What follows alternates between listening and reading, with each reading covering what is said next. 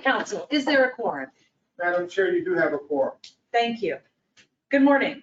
I'm Ann Valentine. I'm calling to order the July 2023 meeting of the IHCDA Board of Directors. We are meeting pursuant to this board's policy for participation by members of the IHCDA Board of Directors in board meetings by simultaneous electronic communication. This means that only 3 members must be physically present at the site of the meeting, and the remaining members may call in. There will also be an audio feed for the general public so that members of the public can listen to the meeting, and there will be a link to a video recording posted on IHCDA's website next month. At the time the motions are being made, each board member that makes a motion must state his or her first and last name for the record. The votes will then be tallied for roll call. Do we need to still do that if everyone is present? I don't think we have anyone. Okay, even though we don't have anyone participating remotely today. That's correct. Okay, that's just great. The votes will then be tallied by roll call. I will now take a roll call of the board members to confirm members who are present in their location. Ann Valentine, designee for Lieutenant Governor Suzanne Crouch, in present. Mark Pascarella, designee for State Public Finance Director Dan Hughey. Present in Indianapolis. Jillian Battle, designee for Treasurer of State Daniel Elliott. Present and in Indianapolis. Board member G. Michael Schoppmeyer. Present here at the meeting. Board member Andy Place Sr. Not present. Board member J. June Midkiff. Not present. Board member Tom McGowan. Not present. And so we have quorum, we're ready to go. First item on the agenda is the approval of the minutes from the June 22nd, 2023 board meeting. Ooh, I'm talking too fast today. We have any discussion or changes? So moved. Mark Pascal. Thank you. We have a motion. Do we have Mike a second? Schottmeyer, second. We have a motion and a second. I will now take the roll. Ann Valentine, aye. Mark Pascarella. Aye. Jillian Battle. Aye. Michael Schoppmeyer. Aye. Motion carries. Next up, please welcome Peter Nelson, who will present the Program Year 2022 Home Investment Partnerships Program Award Recommendations Board Member. Memo. Good morning, board. Yes, I am very excited this morning to present our home rental round recommendations. And it's been a long time reviewing these applications and a lot of funding and affordable units being created with this program. So just a quick background, the Home Investment Partnerships Program, or what we call HOME, provides funding for the construction and rehab of affordable housing for low and moderate income residents. It can also be used for capacity building activities for community housing development organizations, or what we call CHODOs. Those are special nonprofits that are set up with that meet certain federal regulations, one of which, probably the biggest of which, is being kind of how their board is made up. But they can receive those operating funds to supplement their ongoing capacity. So the program year 22-23 home round was a competitive rental round only.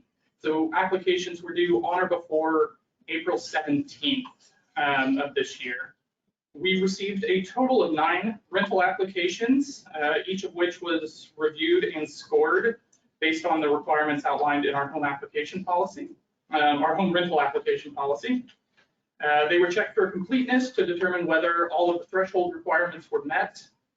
Each applicant was given an opportunity to respond to staff if we had any clarification or additional items that were needed to move the application forward and recommend it for funding.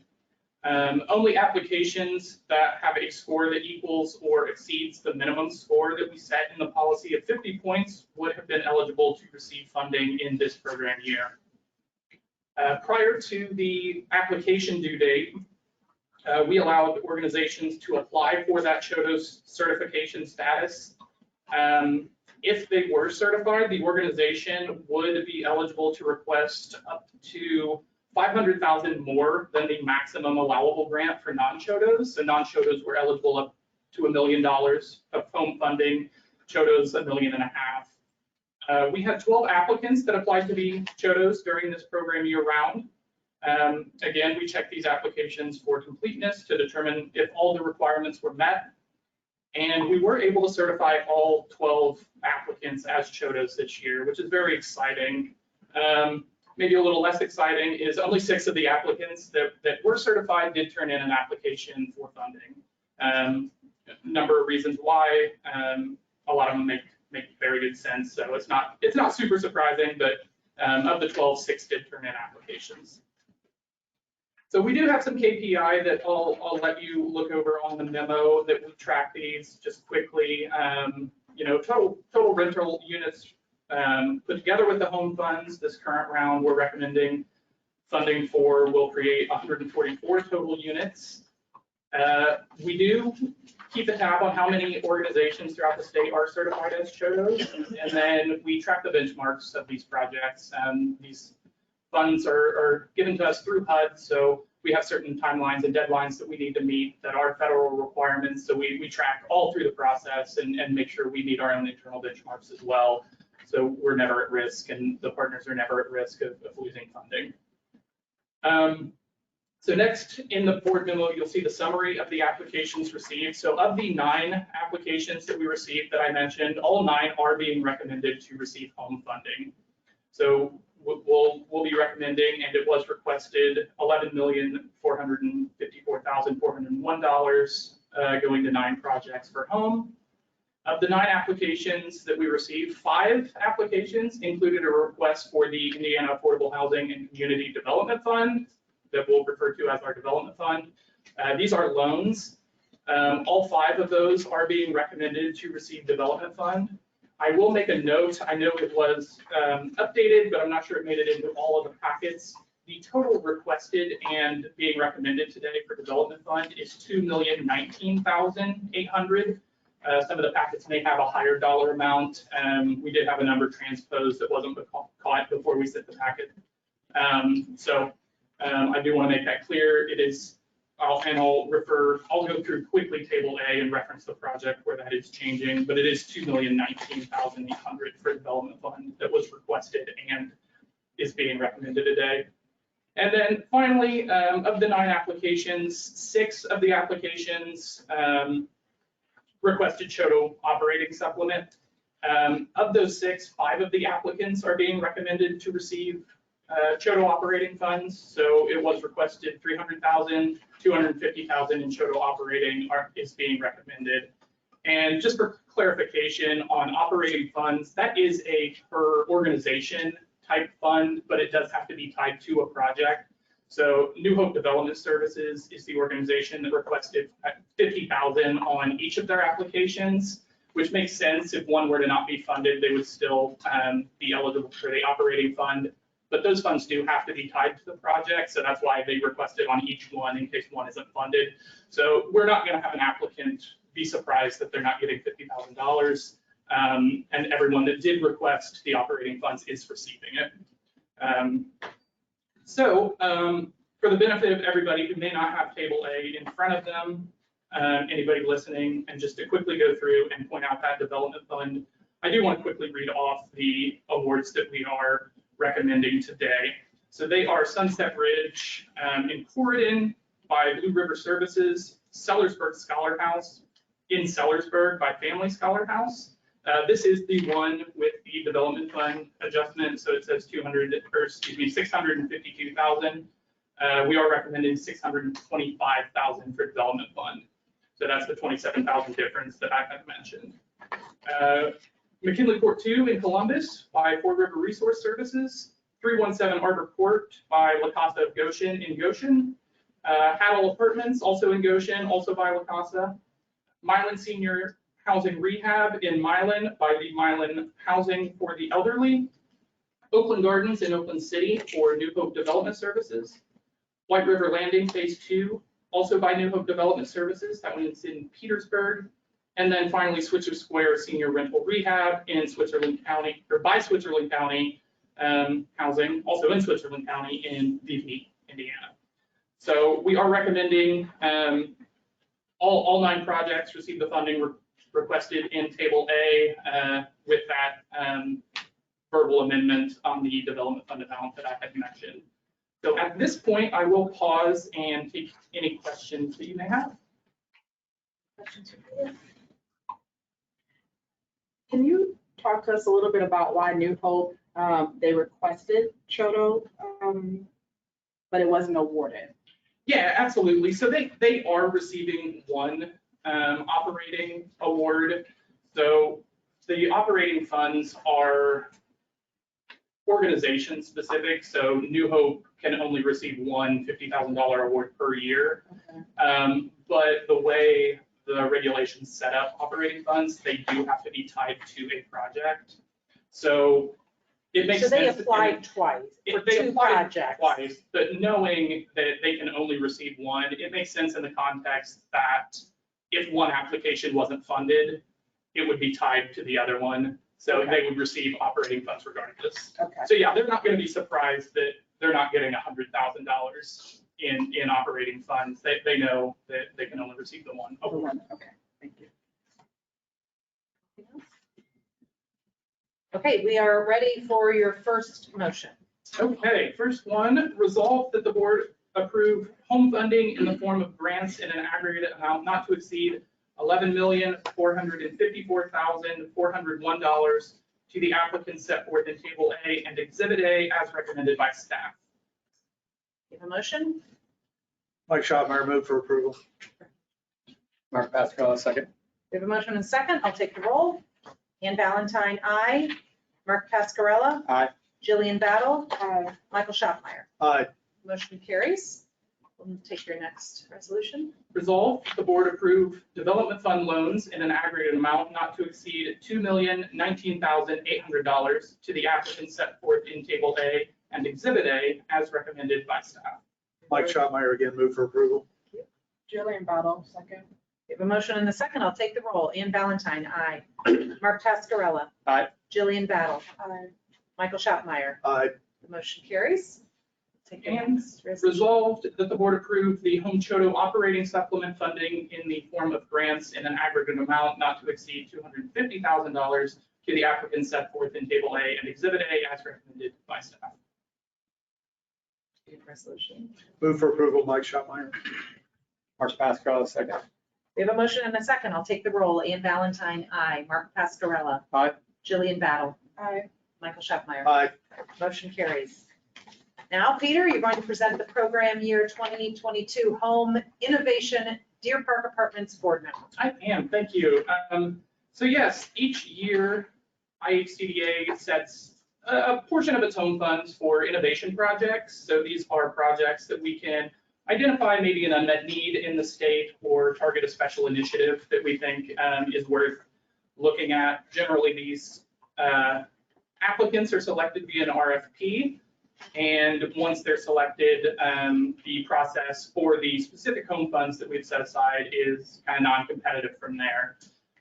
So the program year 22 Home Innovation Funds was a partnership between IHCDA and the Family and Social Services Administration, Division of Mental Health and Addiction, to select up to 3 respondents to propose permanent supportive housing units for persons with co-occurring substance use disorder and mental illness.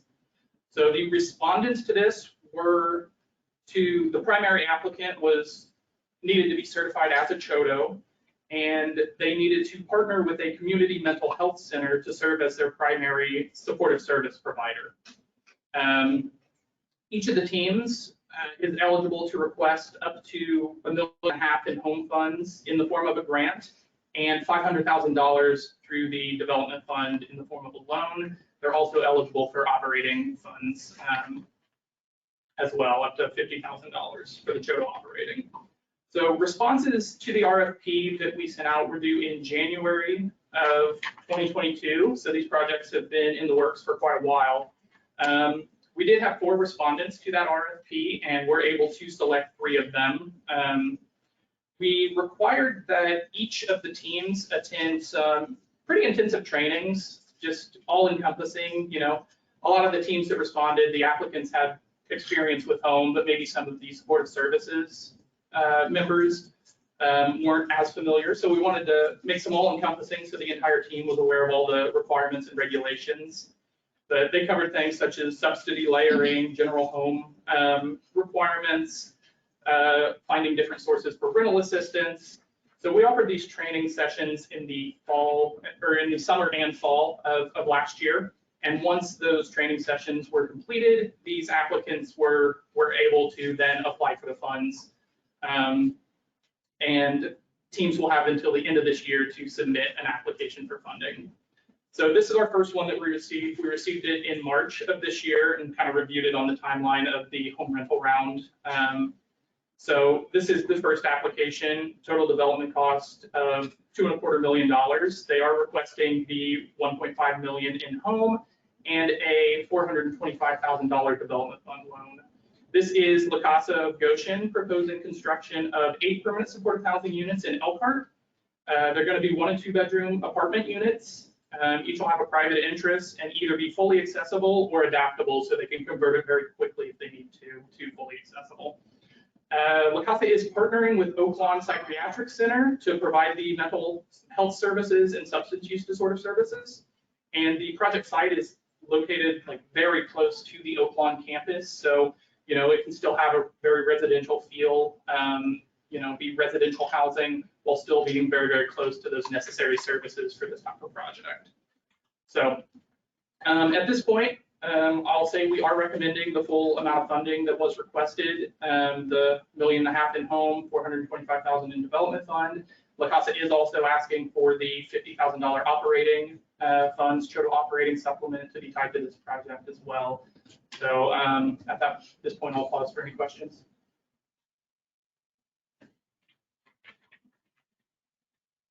Seeing none, take your resolution. All right, staff respectfully requests the board approve the following resolution. Resolved, the board approve awarding $1,500,000 in home funds in the form of a grant, $425,000 of development fund in the form of a loan, and $50,000 in Choto operating supplement to La Casa of Goshen, Inc. for Deer Park Apartments as recommended by staff. Your resolution, I'll entertain a motion. Aye. Jillian Battle, move. Second. Mike Motion, Schotmeyer. thank you. We have a motion and a second. I'll take the roll. Ann Valentine, aye. Mark Pascarella, Aye. Jillian Battle, Aye. Michael Schottenmeier. Aye. Motion carries. Thank you, Thank you. Peter. Next up, Matt Rayburn will now present the project-based voucher award for supportive housing board memo for Deer Park Apartments. Excellent. Good morning, board. I have 2 voucher recommendations for you this morning. The first is an immediate follow-up to what Peter just did a nice job of presenting. Deer Park Apartments, the La Casa home development that you just approved moments ago, because it is permanent supportive housing for a very vulnerable population, persons with co-occurring serious mental illness and substance use disorder. We do want to also layer that project with a project-based Section 8 housing choice voucher contract. So we are requesting the ability to put a 20-year housing assistance payment contract for all 8 units to provide rental assistance for those households. Be happy to take any questions. Is this common that we do this?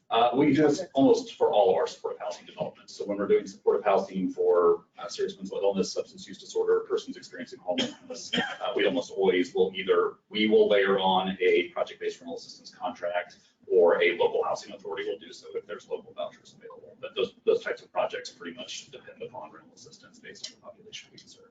Thank you. Yeah, absolutely. All right, no more questions? We'll go ahead and take your All resolution. right. Staff respectfully requests the board approve the following resolution. Resolved that the board approve an award of 8 project-based vouchers to La Casa of Goshen, Inc. for Deer Park Apartments for a period of 20 years based on the annual fair market rents for Elkhart County as recommended by staff. Resolution, do we have a motion? Move for approval. Mike Schotmeyer. Second, Mark Pascarella. We have a motion and a second. I'll take the roll. Ann Valentine, aye. Mark Pascarella. Aye. Jillian Battle. Michael Schottenmeier. Aye. Motion carries. Thank you, Next, board. Matt has another presentation, the Housing Voucher Choice Program Waitlist Preference Board Memo. Yes, so last time the board had actually seen me do a presentation back in April, I was giving an update on our disaster recovery efforts from the March 31st tornadoes. As you may recall from that, we ended up assisting about 60 households with hotel assistance, getting individuals hotel for up to 45 days who have been displaced from the storm. As we have worked since that to debrief both internally as well as with external partners who assisted us with the disaster recovery, a common item that has come up is the fact that once households are displaced, if they truly lose their home to the disaster, 30, 45 days of a hotel is excellent. It's needed and not immediate, but there was nothing we had that could help with kind of long-term recovery for those households. So what we are proposing today is to take our Housing Choice Voucher Administrative Plan. That is the plan that both the board and HUD approves for IHCDA. This is how we run our Housing Choice Voucher program. We are proposing today to add a preference into the waitlist system. So when an individual wants to get a Housing Choice Voucher, they go through a waitlist system. They eventually come off the waitlist and get selected for the voucher. The way that waitlist works through our administrative plan, there are a variety of preferences that a household can receive. Those include preferences such as preferences for persons with disabilities, preferences for Indiana residents, et cetera. We're proposing to add another preference that would give points to individuals who were displaced by a disaster, who need to get long-term rehoused. So the way we are proposing this is that if an individual is displaced by a disaster in the state of Indiana that receives a disaster declaration through the governor's office and Department of Homeland Security, then for a period of 18 months after that disaster, they would be eligible for the top preference points, so that if a waitlist opens for HCV, they could be likely receive the voucher first and get rehoused. So again, this is kind of a direct response as we have worked with our network of partners and thought through how will we be able to better serve this disaster, as well as to continue to clean up from this disaster. And we're happy to recommend this today, and we think this will be a long-term solution to help us.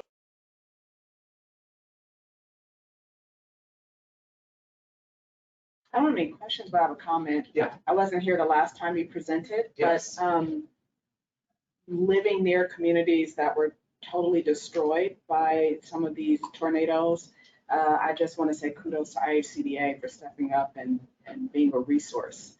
I know a lot of people who just lives were just turned upside down by this, so I wasn't here to say that. I thought I'd say it now. Thank you very much. And also just commend you on noticing an opportunity to improve sort of processing. So that's great, great work. Thank you. All right, Okay. we'll hear your resolution. Thank you. Staff respectfully requests the board approve the following resolution. Resolved that the board approve the attached amendments to the IHCDA Housing Choice Voucher Administrative Plan to add a preference for persons displaced by disasters as recommended by staff. Thank you. We have a resolution. Do we have a motion? I move Julian Battle. Mike Schopmeyer, second. We have a motion and a second. I'll take the roll. Ann Valentine, aye. Mark Pascarella, Aye. Jillian Battle, Aye. Michael Schockmeyer. Aye. Motion carries. Thank So you. much.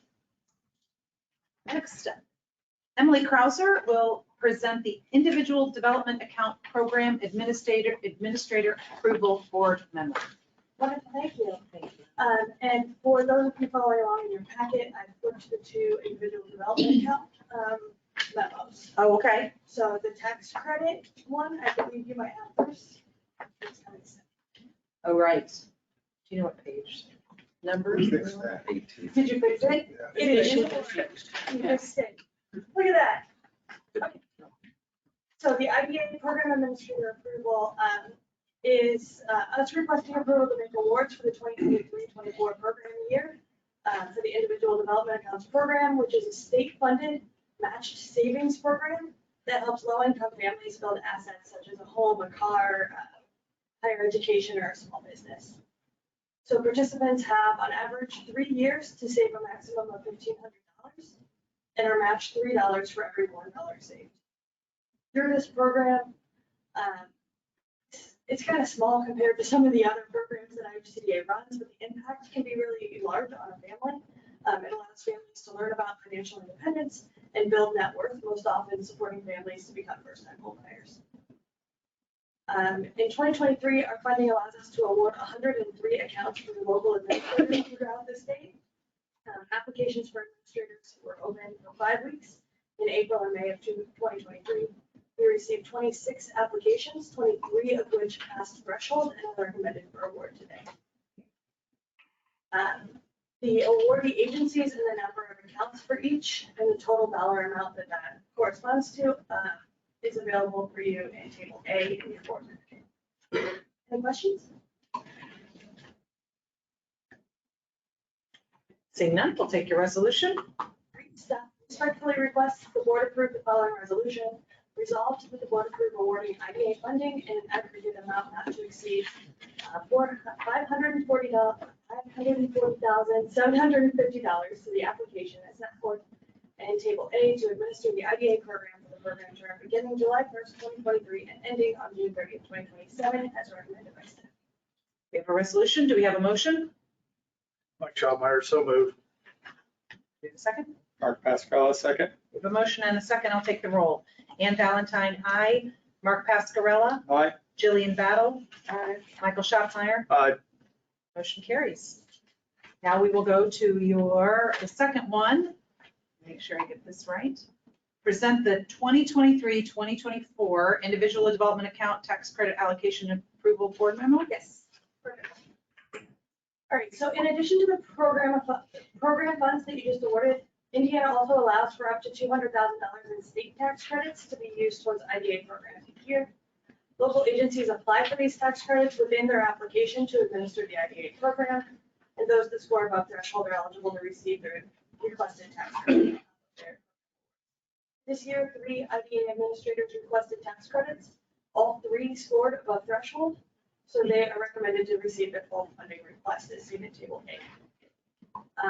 Just for reference, because the request did not come in for the full amount allowed by the state, our team is going to do some additional outreach and education throughout the year to the existing tax credit administrators. And we'll come back to you if any others could utilize the tax credit allocation. Do you know why that is? We think it's an education, and some of our folks aren't set up to take donors the same way that, you know, some nonprofits are really good with that fundraising piece, and so they don't require as much. So I think it's a little bit of education and training around how to use that, and how to use that to leverage donors. Or Any other questions? Emily, where's Pathfinder from? Pathfinder is from Huntington. Northern Huntington. Thank you. Okay, I think we're ready for your resolution. Staff respectfully request that the board approve the following resolution.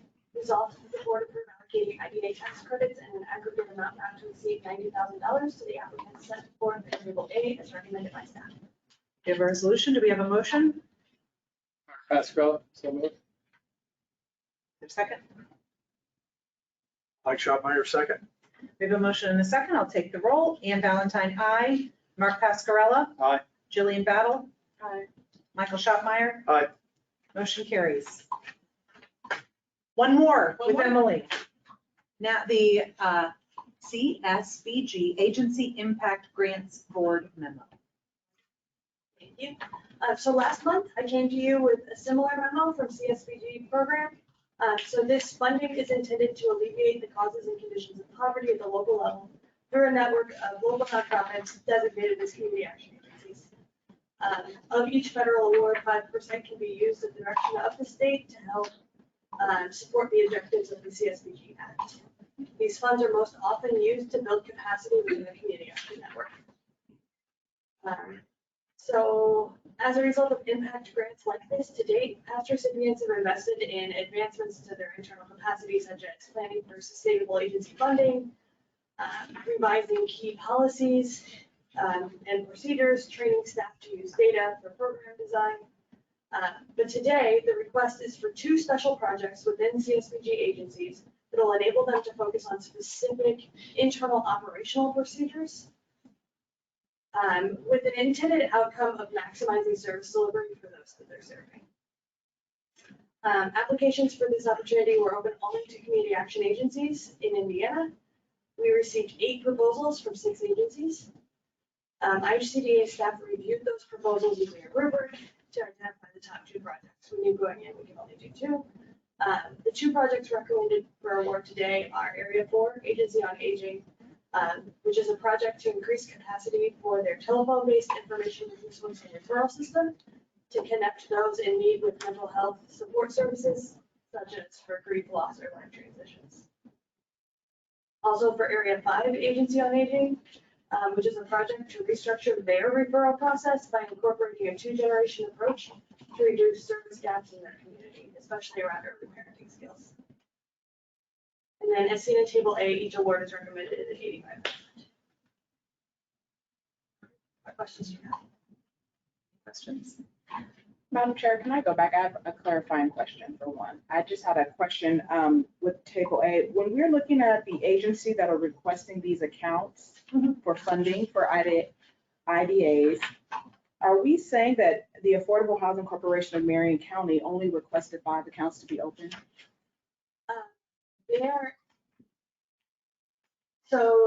We typically, especially in that first one, we receive not enough funding to cover the full requests. Anyone who's a new It's not Marion County, it's the city of Marion. city. Oh, I'm sorry, Yes. Corporation of even, so Marion, but that is 5. They're That is requesting. 5, right? That's 5. And anyone Accounts. who's a new requestee can only request. Okay. Okay, It's June. thank you. Any questions on the agency impact grants? Okay, seeing none, we will take the resolution. Great.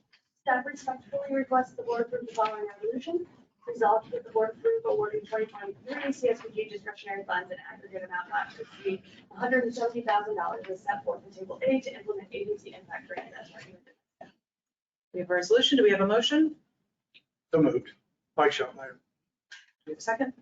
Second, Jillian Battle. We have a motion and a second. I will take the roll. Ann Valentine, aye. Mark Pascarella. Aye. Jillian Battle. Aye. Michael Schottmeyer. Aye. Motion carries. Thank you, Emily. Next up, Richard Harcourt, who will now present the 46 Flats bond recommendation. Good morning, board. Thank you. At a high level, we have 2 projects that we're going to be requesting the same thing for. So let me give you kind of at a high level what we're trying to do here. These are both multifamily projects that you all have approved. You approved them in June of 22, and then in April of 23, you approved the issuance of tax exempt indebtedness. And now in July of 23, we're asking that we just modify who the lender is in those transactions. So nothing changes, deals are the same. All we really are doing is just asking for a change in the lender. This is, again, non-recourse tax exempt indebtedness. This doesn't go on our balance sheet. So the first one is 46 Flats. As a reminder, it's 173 units, age restricted, new construction, multifamily, Allisonville and 46th Street. And again, we're just requesting a change in the financing structure on the Series A notes. So I'll stop there and take questions. Who's the change of lender? Who is the change of lender? It's going from a quasi debt offering to, I believe, and this one is merchants. Any other questions? Entertain your resolution. Resolved that the board approve the Series 2023 multifamily housing revenue notes and bonds 46 Flats project pursuant to the resolution attached hereto as Exhibit A as recommended by staff. Move for approval, Mike Schottenheimer. Second, Mark Pascarella. There's a motion and a second. I'll take the roll. Oh, I've lost my list. Who is everyone? Ann Valentine, aye. Mark Pascarella. Aye. Jillian Battle. Aye. Michael Schottmeyer. Aye. Motion carries. Need to list that. Now you have your second, the reserve on park bond recommendation. Thank you very much. This one is located in Fort Wayne, Indiana, next to the Parkview Hospital. It's 187 units, multifamily, new construction, age restricted.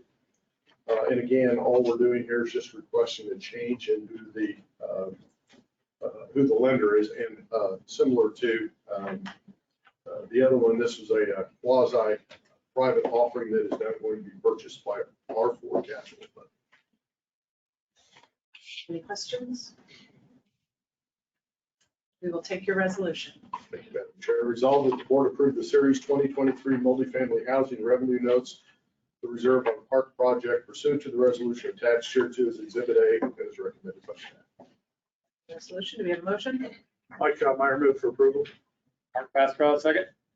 Motion and a second. I'll now take the roll. Ann Valentine, aye. Mark Pascarella. Aye. Jillian Battle. Aye. Michael Schottmeyer. Aye. The motion carries. Thank you. Next up, Executive Director Jacob Sipe will provide an executive update. Thank you. Just a couple of quick updates for this month. Earlier this month, we released the results from the point in time count. Just a little bit of background. The point in time count is a one day in January. This year is on January 25th, where we go out and work with multiple different partners across our state to count individuals experiencing homelessness. And then we also do a housing inventory count as well on that same day. I'm going to give a shout out to Daniela Jordan and Grant Peters for their work and pulling this together every year. They do a great job. This year we had 65 of 91 counties participate, and 54 of those counties provided unsheltered data across our state. So it's 91 counties. Indianapolis, Marion County does their own point in time count. A few things just real quick to take away. We did show a 6.6% increase in the utilization of available beds this year. And so we did see some increase, 16% increase actually in the count as well. We counted just 4,390 individuals that were experiencing homelessness. One of the things, part of the housing inventory, we had 158 organizations, part of 313 developments across our state, for a total of 8,789 beds. Of those beds, 7,087 were being utilized on January 25th, which is 81% of the total number of beds available were being occupied. So we have a lot more data that we're sharing with our partners and the public on specific demographic information and things like that that we're also releasing as well. If the board likes, we could have Daniela or Grant come in and give a little bit more deeper dive into some of these numbers if you're interested. But I did want to make the board aware of the point in time count results that have been released. So, and they're already working on next year. So it does take quite a bit of organization and partnerships and volunteers across our state to come together to do this. So last month I mentioned IHCDA was exploring the opportunity for the Environmental Protection Agency's Solar for All program that states could apply for, or tribes or not-for-profits. And so IHCDA is intending to apply. We will be submitting a notice of intent on Monday, and the application will be due on September 26th. We are anticipating applying for what's called the medium award, which would be somewhere between $100 million to $250 million to serve 10,000 to 30,000 households. We are planning to release an RFP within the next few days for an application preparer for the submission of our application that's due on September 26th. So we're part of working on that right now. So there will be 60 awards made to geographic areas of the states. And so hopefully IHCDA can pull together a good collaboration of not-for-profits and organizations to help us with implementing and supporting our application. So a couple things on the homeownership side. We have a homeownership event with our realtors and our mortgage loan officers coming up on August 16th at Fort Wayne. This will be the third of these events that we've had. We've had one in Fishers and we've had one in Evansville. We've had really nice turnout. It's been a great opportunity for our team to work with and to share more information about IHCDA single family products with mortgage loan officers and realtors. So we have one more, we have that one scheduled coming up here in August. This afternoon, I'll be in Terre Haute with a realtor roundtable discussion. We've been having realtor roundtable meetings around the state as well. Those have been very productive with getting feedback from realtors on the housing market. So we have one this afternoon in Terre Haute that I'll be attending as well. And then closing out, next month's board meeting, we are going to be in Sheraton at the Blackhawk Commons Apartments. This is an adaptive reuse of a school building in Sheridan. We're going to be in the community gym, the gymnasium that they have available that's for the community that was preserved as part of this development that was financed by IHCDA, and it also created affordable housing units as well. So not only is it adaptive reuse, but it's a mixed use development as well. So there's multiple purposes being used for this building in addition to the housing. So that will be on August 24th at 10 a.m. in Sheridan. And then in September, we're back here at IHCDA. But then in October, we'll be down in Corydon at another adaptive reuse, another school that was converted into affordable housing. And I believe we're going to use the gymnasium of that building as well. So we'll be in Fordham in October. So Sheridan next month. So that's my update for this month. We go ahead and put in the record, Wall Street Journal today has emerging strong housing markets, meaning affordability, so on and so forth. 3 Indiana cities were ranked in the top 10, Lafayette, Fort Wayne, Elkhart, Evansville, and Indianapolis are in the top 40 or so. So these are 300 cities ranked in the United States of America, and we have 5 of our major metro areas in that list. And that says something about the health of our housing beyond what we're doing here, which deals with more of the other harder areas of housing. But this, to see Indiana at the very top, Wall Street Journal today, I'd encourage you to look at that, and it's something that I would hope that the administration would cool down. So, yeah. Do we have any other business to come before the board? Madam Chair, we do have some resolutions to be signed. Mr. Schotmeyer has already signed his, so if the other 3 can hang around for a minute. We'll be happy to do so. Thank you. I'll entertain a motion to adjourn. I move to adjourn the meeting. So moved. We are adjourned at 10:41, 4 minutes early.